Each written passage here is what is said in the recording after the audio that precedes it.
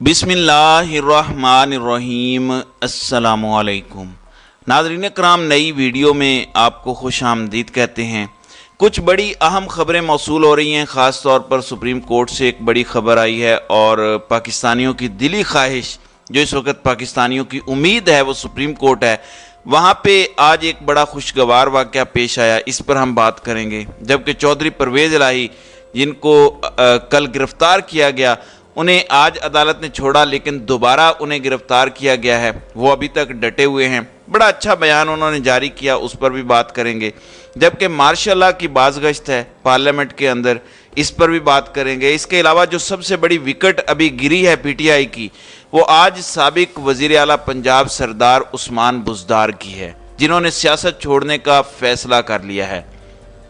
سردار عثمان بزدار کو آج سے چار پانچ سال پہلے کوئی نہیں جانتا تھا۔ ہمارے ملک کے اندر، شاید ان کے علاقے کے اندر بھی لوگ ان کو نہ جانتے ہوں۔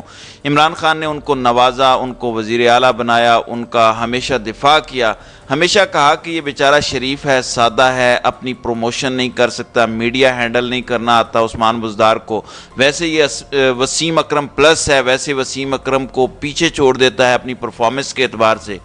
آج جب کہ عثمان بزدار نے چھوڑ دیا ہے تو یہ ایک افسوسناک خبر ضرور ہے، لیکن اسے کوئی بڑا جھٹکا نہیں کہہ سکتے۔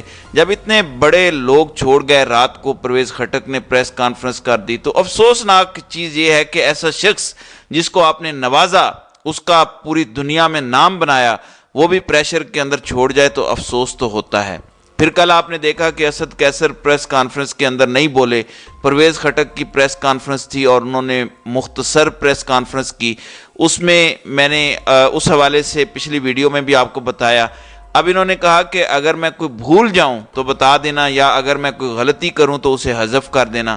جو صحافی وہاں موجود تھے، ان کا کہنا تھا کہ پرویز خٹک دوران پریس کانفرنس باقاعدہ کانپ رہے تھے، بڑی مشکل سے وہ چند الفاظ ادا کر پائے۔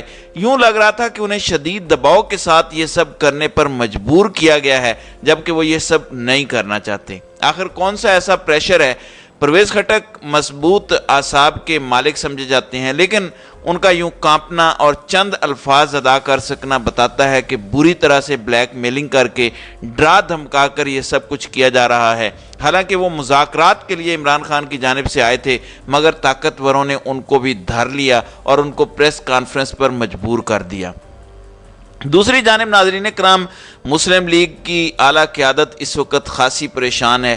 ایک صحافی بتاتے ہیں کہ کل ہم نون لیگ کی اعلیٰ قیادت کے رہنما کے ساتھ بیٹھے تھے، جس وقت یہ خبر آئی کہ چودھری پرویز الہی کو گھسیٹتے ہوئے گرفتار کر لیا گیا ہے۔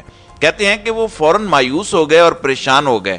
ویسے وہ صاحب بڑے دبنگ قسم کی پریس کانفرنس کرتے ہیں اور اسٹیبلشمنٹ کے بڑے قریبی سمجھے جاتے ہیں، جن کی میں بات کر رہا ہوں۔ تو انہوں نے پرویز الہی کی گرفتاری پر کہا کہ یار یہ کیا ہو رہا ہے، کیا کوئی اور یہ کر رہا ہے اور نام جو ہے وہ ہمارا لگ جائے گا، یہ ان کے الفاظ تھے۔ اور ساتھ ہی یہ بھی کہا کہ جو آج ان کے ساتھ ہو رہا ہے وہ کل کو ہمارے ساتھ بھی ہو سکتا ہے یا ہوگا، وقت بدلتے دیر نہیں لگتی۔ تو وہ سخت مایوس تھے۔ تو سیاستدان جتنے مرضی جس مرضی جماعت سے ہوں، اس صورتحال سے وہ پریشان ہیں۔ اگرچہ رانا ثناءاللہ جیسے لوگوں کو شرم نہیں آتی، آج بھی غیر ملکی میڈیا چینل کو رانا ثناءاللہ نے انٹرویو دیا اور کہا کہ فوجی ٹرائل ہوگا اور فوجی ایکٹ کے تحت، ملٹری ایکٹ کے تحت مقدمات ہوں گے اور مذاکرات نہیں ہوں گے وغیرہ۔ لیکن سمجھدار لوگ، چاہے وہ نون لیگ کے ہوں، پیپلز پارٹی کے ہوں یا پی ٹی آئی کے، وہ پریشان ہیں اور ملکی صورتحال سے خوش نہیں ہیں۔ دوسری جانب ناظرین کرام، ایک اچھی اور حوصلہ افزا خبر جو میرے لیے بڑی اہم ہے، اس وقت پاکستانیوں کی واحد امید سپریم کورٹ کا ادارہ ہے، لیکن سپریم کورٹ ڈیوائیڈ ہے اور کھل کر ڈیوائیڈ ہے، کوئی چھپ چھپا کے نہیں ہے۔ ایک کمیشن بنے تو دوسرا مخالفت کرتا ہے، ایک فیصلہ دے تو دوسرا اس پر اختلافی نوٹ جاری کرتا ہے، یہاں تک کہ قاضی فائز عیسیٰ کے خلاف توہین عدالت کی درخواستیں تک دائر ہو جاتی ہیں۔ پھر تینوں ججز کو کام سے بھی روک دیا جاتا ہے۔ یعنی ایک ڈیوائیڈ اور ایک گروپ بندی تو بڑے لیول پر ہے۔ پھر کورم بھی پورا نہیں ہے، 15 ججز ہیں، 2 مزید ججز کی تعیناتی ابھی باقی ہے۔ لیکن اس کے باوجود آج قاضی فائز عیسیٰ اور سپریم کورٹ کے چیف جسٹس عمر عطا بندیال کی ایک ویڈیو سامنے آئی۔ دونوں اکٹھے ہیں اور مل کے پودا لگا رہے ہیں، اور وہاں پہ چیف جسٹس عطر من اللہ بھی موجود ہیں، اور وہ کہہ رہے ہیں کہ یہ جو مل کے پودا لگا رہے ہیں یہ پھلے پھولے گا، اس کی حفاظت کرنا، اس کو دیکھنا۔ یعنی سپریم کورٹ کے اپنے ججز بھی خوش ہیں کہ قاضی فائز عیسیٰ اور موجودہ چیف جسٹس دونوں اکٹھے ہیں اور دونوں مل کے پودے لگا رہے ہیں، کیونکہ آج سپریم کورٹ کے باغیچے کے اندر پودے لگائے گئے اور وہ ویڈیو بھی وائرل ہوئی، لوگ کھڑے ہو کر تالیاں بجا رہے تھے۔ چیف جسٹس امرتا بندیال اور جسٹس قاضی فائز عیسیٰ کے درمیان خوشگوار ماحول میں گفتگو بھی ہوئی، جبکہ شجر کاری مہم میں جسٹس منصور علی شاہ اور جسٹس اطہر من اللہ نے بھی شرکت کی۔ اس موقع پر جسٹس اطہر من اللہ نے سٹاف کو کہا کہ اس پودے پر نظر رکھنا۔ چیف جسٹس امرتا بندیال نے کہا کہ اللہ ہمارے ادارے کے لیے بہتر کرے، اللہ سب کے لیے اور ادارے کے لیے برکت ڈالے۔ تو یہ ایک پر امید خبر ہے۔ پاکستان کی عوام کی امیدیں سپریم کورٹ سے جڑی ہیں۔ جب ایک ڈیوائیڈ ہے، اس موقع پر ان ججز کا اکٹھے نظر آنا، اکٹھے پودے لگانا حوصلہ افزا ہے۔ کاش یہ آئین پر بھی اکٹھے ہو جائیں تو پاکستانیوں کے سارے مسائل حل ہو سکتے ہیں۔ ناظرین اکرام، چودھری پرویز الہی جن کو کل گرفتار کیا گیا تھا، انہیں عدالت سے بری ہوتے ہی کرپشن کے دوسرے مقدمے میں ابھی گرفتار کیا گیا ہے۔ چودھری پرویز الہی کو گجرانوالہ میں درج مقدمے میں گرفتار کیا گیا۔ آج انہیں اینٹی کرپشن کورٹ میں پیش کیا گیا، جہاں عدالت نے فریقین کے دلائل سننے کے بعد چودھری پرویز الہی کو کرپشن کے مقدمے سے بری کرنے کے احکامات جاری کیے، جبکہ پولیس گردی کا سلسلہ جاری ہے اور انہیں ایک دوسرے مقدمے میں گرفتار کیا گیا۔ چودھری پرویز الہی کے حوالے سے کہا جا رہا تھا کہ وہ پی ٹی آئی چھوڑ دیں گے، پریس کانفرنس کریں گے۔ اس پر چودھری صاحب کا دبنگ بیان آیا۔ انہوں نے کہا کہ کوئی پریس کانفرنس نہیں کروں گا، پی ٹی آئی میں ہوں، پی ٹی آئی میں ہی رہوں گا۔ لاہور میں پیشی کے موقع پر سابق وزیر اعلیٰ نے میڈیا نمائندوں سے غیر رسمی گفتگو کی۔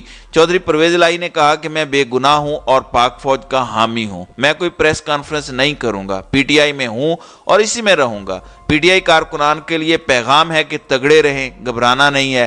تو یہ بڑا اچھا پیغام ہے پی ٹی آئی کے صدر کا۔ یہ بھی کہنا تھا کہ اس سارے فساد کی جڑ محسن نقوی ہے، میں نے کسی کے خلاف کوئی سیاسی مقدمہ نہیں بنایا تھا، مجھ پر یہ ظلم محسن نقوی کرا رہا ہے، یہ سب اس جو کروا رہا ہے وہ بھگتے گا۔ تو یہ پی ٹی آئی کارکنان کے لیے ایک حوصلہ افزا پیغام ہے۔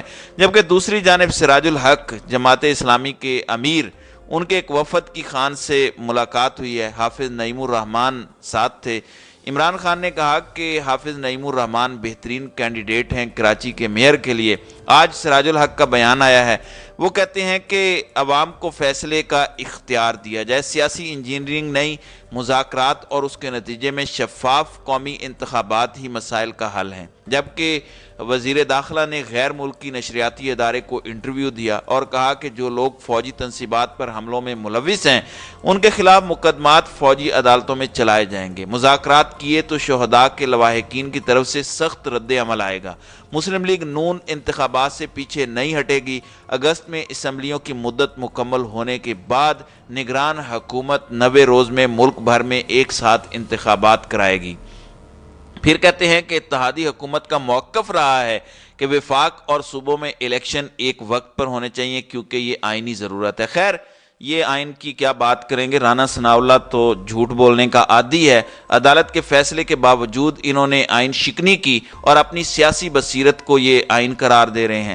اب جب قومی اسمبلی اپنی مدت پوری کرتی ہے تو 60 دنوں میں الیکشنز ہوتے ہیں، لیکن ہو سکتا ہے کہ یہ 1-2 دن پہلے اسمبلیاں ڈیزالو کریں اور وقت پورا نہ کریں تاکہ 90 دن تک الیکشن مزید ڈیلے ہو سکیں۔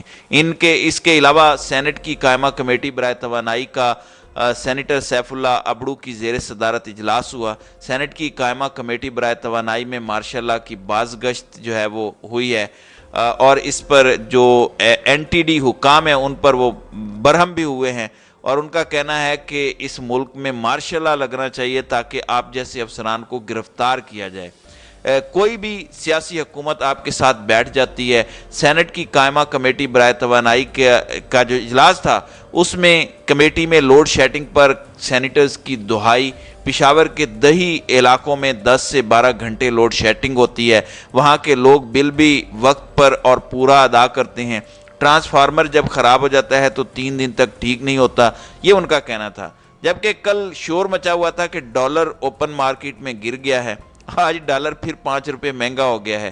اب جو بجٹ بن رہا ہے اس حوالے سے بتایا گیا ہے کہ 290 روپے کے حساب سے انہوں نے بجٹ کی جو ہے وہ تیاری کرنی ہے۔ تو ناظرین کرام، آپ کی اس ویڈیو کے حوالے سے کیا رائے ہے؟ آپ اپنی رائے کا اظہار کامنٹ سیکشن میں ضرور کیجئے گا۔